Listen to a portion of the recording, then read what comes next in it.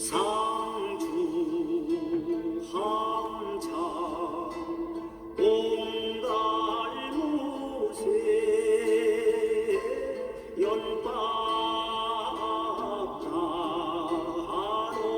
조초자야 연밥 출밥 냈다 주마 우리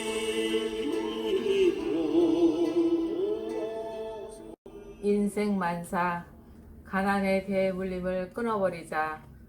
내가 태어난 곳은 시골 농촌이었다. 우리 집은 농토도 별로 갖지 못한 채 가난하게 살았다.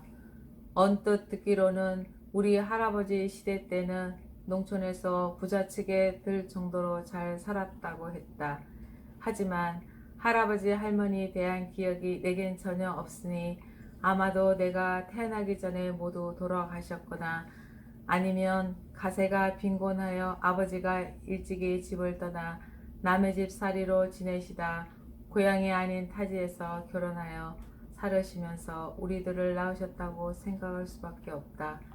내가 어렸을 때 기억이지만 외할머니, 외삼촌, 외숙모, 이모 등 외가 쪽 식구들하고만 자주 만났던 것을 보아도 그렇다. 게다가 아버지는 간혹 옛날 얘기를 하시며 고향에 다녀오실 때의 말씀을 자주 하시기도 하셨는데 그 중에서 특히 잊혀지지 않는 얘기가 있다. 아버지가 명절쯤에서 고향에 가셨을 때 고향집 뒷산에서 도깨비에게 홀리셨다는 야와 같은 말씀을 여러 차례 하셨다. 아버지의 고향집은 산으로 둘러싸인 곳이었다고 하셨다. 좀 이른 밤길로 나무가 울창한 산속을 걸어서 고향집을 가시는데 갑자기 무엇이 나타나서 앞을 가로막았다고 하셨다.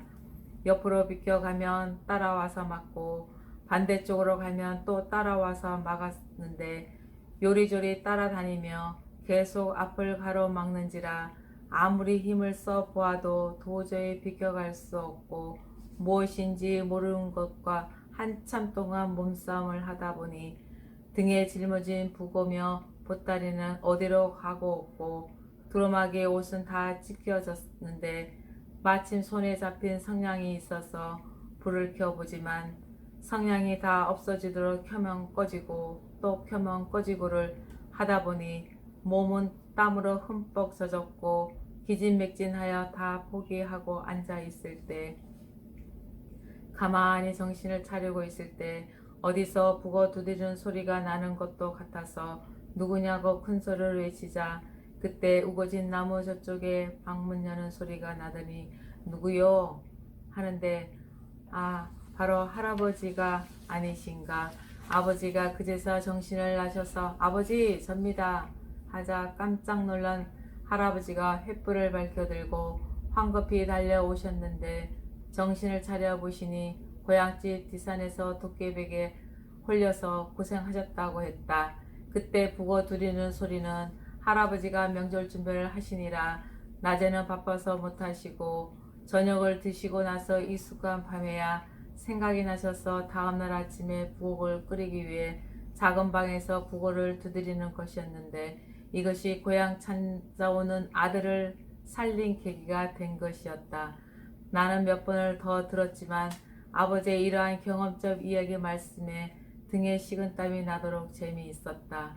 그런데 무슨 일로 할아버지가 가산을 탕진하셨다는 말씀을 하신 바가 없고 그래서 가난의 원인을 들은 바가 없어 그 일은 전혀 알 수 없지만 확실한 것은 아버지 때부터 어렵게 살기 시작했고 아버지는 학교 문 밖에도 못 가보셨다는 것이다.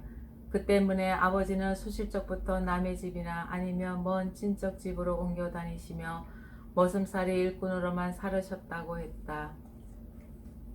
결국 장성하셔서 살림을 꾸리고 살으셨으나 교육 혜택도 못 받으신 데다 선대로부터 물려받은 재산이 아무것도 없고 보니 그저 농촌에서 농사일에 노동만을만 가정을 꾸려 가셨다.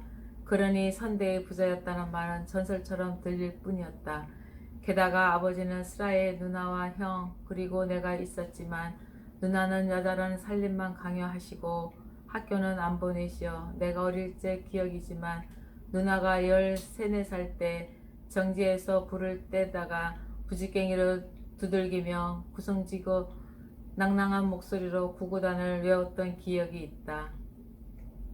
그것도 구구단 전체가 아니라 2단뿐이지만 그 소리가 아련하게 기억에 남는다. 물론 한글은 전혀 모르고 집안일만 하인처럼 했었다.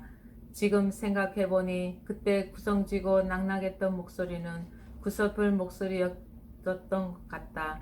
구구단을 외웠다는 때의 심정은 아마도 공부하고 싶은 마음이 절실해서 자신의 신세를 한탄한 것이었지도 모르겠다. 동네 친구들은 다들 학교에 다니면서 매일같이 책보따리를 옆구리에 끼고 왔다 갔다 하는 아이들이 부럽다는 누나. 생각할수록 불쌍하신 누나는 학교 한 번 못 다니고 그렇게 살다가 19살에 아버지의 진의 중매로 시집을 갔으나 5남매 자식을 낳아 기르면서도 가난에 찌들어 살았고 그렇게 평생 고생 하시다가 70세가 넘어서 결국 치매에 앓다가 돌아가신 가엾은 분. 어디 그뿐인가. 형은 국민학교 졸업만 겨우 시키시고 농사일만 강요하셨으니 그나마 농토나 많았으면 그래도 좋겠지만 농토도 변변치 않은데 가방끈마저 짧게 하셨으니 결국 가난을 대물림 받게 되었다. 옛날에 부자는 망해도 3년을 간다고 했는데 그러고 보면 우리 할아버지 대의 부자는 그다지 자랑할 만한 부자가 아니었나 보다.